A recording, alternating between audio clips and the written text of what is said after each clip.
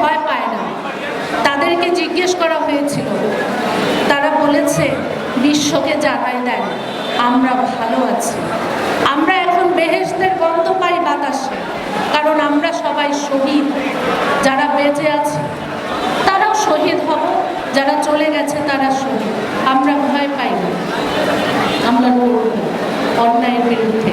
আর আমাদের মানুষ হিসেবে, মুসলমান হিসেবে আমাদের উচিত আমাদের সমস্ত মন মানসিকতা নিয়ে, মনুষ্যত্ব দিয়ে তাদেরকে সাপোর্ট করা। তাদেরকে সাপোর্ট করো, দোয়ার মাধ্যমে, মোনাজাতের মাধ্যমে তাদেরকে সাপোর্ট করো।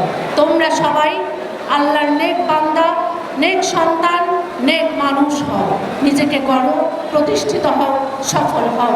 জয় বাংলা, জয় বঙ্গবন্ধু।